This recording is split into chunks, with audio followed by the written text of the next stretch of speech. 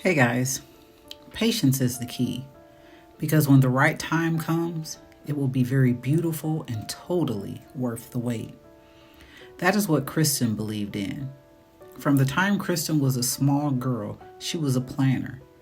She prepared a plan, saved for it, and waited patiently for the right time.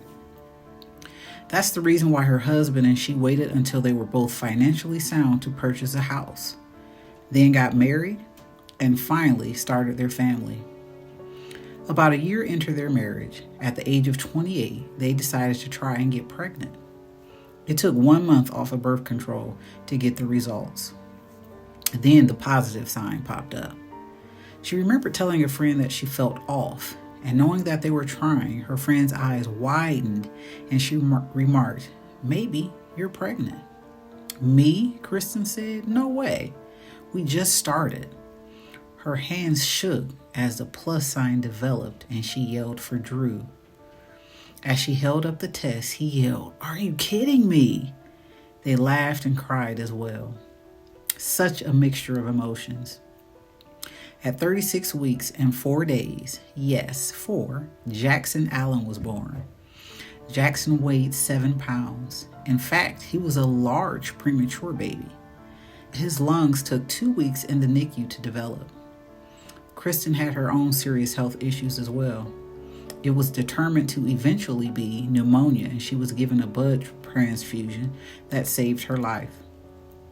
They were discharged from the hospital after 2 weeks and began their life of 3. They were initially worried about their new role, then got adjusted and ultimately became parenting experts. As was her nature, she planned and waited until Jackson was 2 years old before trying again. As it happened earlier, they were pregnant within a month. She had that positive pregnancy test for a week. Now the tragic part. Unfortunately, she did not realize that the cramps she was experiencing were indications of a miscarriage. Their 4th wedding anniversary turned out to be a bloody anniversary.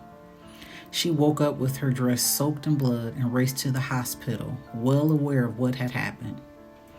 That day, as they participated in a wedding rehearsal, Drew and Kristen clung not only to each other, but they were hiding the secret that they both carried. She remembered feeling strong together, even though the pain was excruciating. When July came around, a shocking surprise awaited them. They were pregnant again. In August, they heard his little heartbeat steady and beating. "I am so glad this worked out," the doctor said as they settled at ease during their 3rd pregnancy.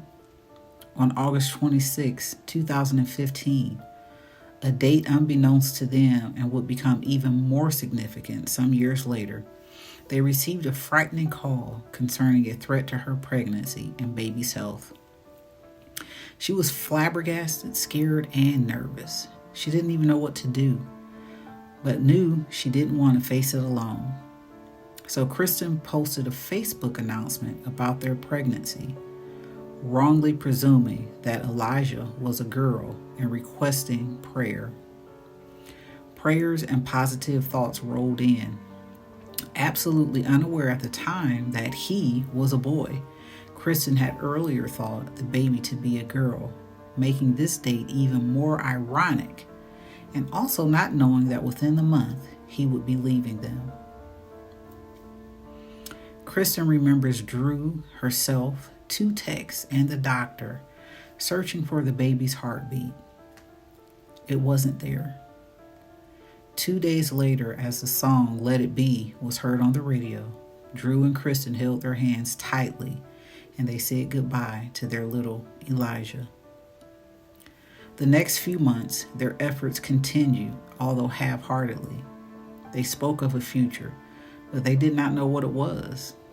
They reached out to their church and discussed it desperately.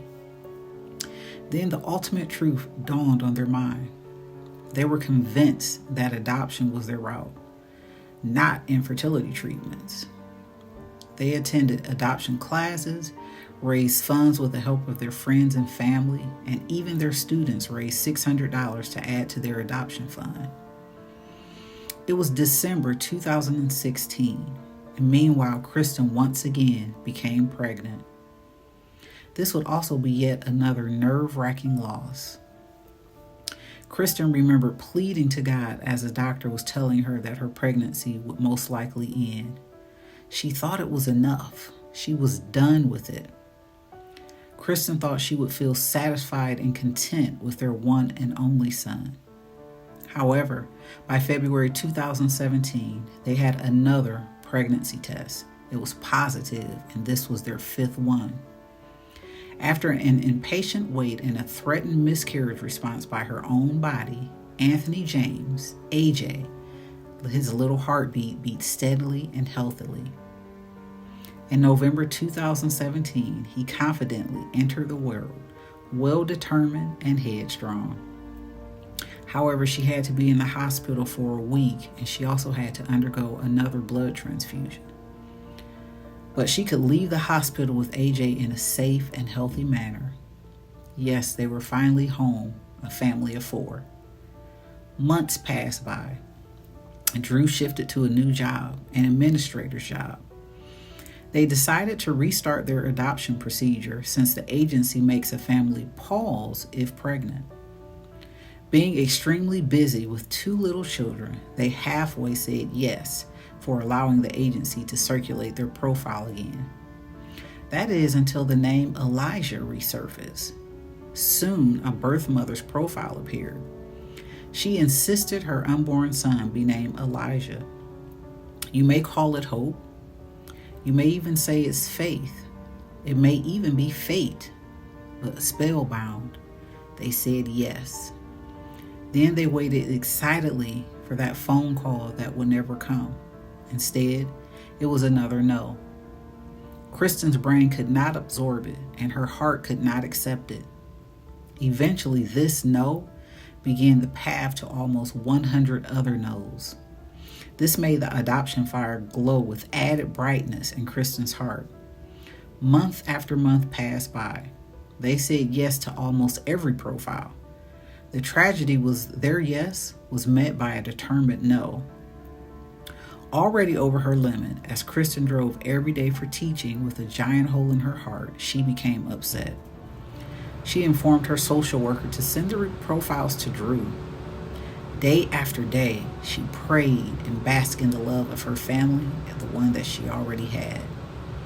The ongoing pandemic had made her more grateful for what she had. Kristen still prayed for the birth mothers and adoptive families, but her prayer was to let go. She wanted to fully surrender her desire to adopt by the end of 2021. But little did she know that there is going to be a turn of events. Drew got a profile. It was concerning a 30-week pregnant girl.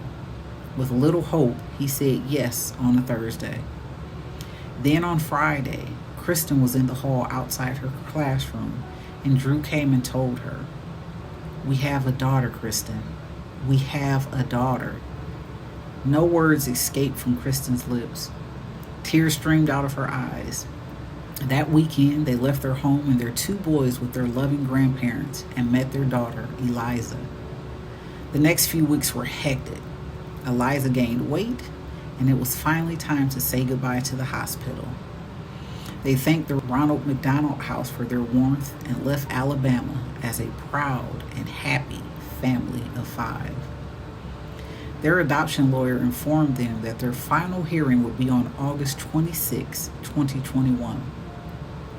At that time, honestly, the date at that time did not trigger anything that reminded her of an unforgettable event in her life. However, Facebook promptly reminded her in her memories of what happened some years ago. A plea and prayer for Elijah, their Elijah. How God had set into motion years in advance something she had imagined to get for herself and her family. At 1 p.m. on that same day, some years earlier, Kristen had felt helpless and had cried over what they had eventually lost. August 26, 2021, Kristen cried, but this time they were happy tears as she had someone precious, These tears had come over the gains of a faith she did not realize she still had, and a hope reborn. The intuition in a courageous birth mother to make the decision, and their beautiful daughter, their Elizabeth, their Eliza, which means joy. Hey guys, don't you think God's plan for you is worth waiting for? Like, share, and inspire change in people's lives by asking them, wait patiently for God. He'll execute his plan he has laid out for you.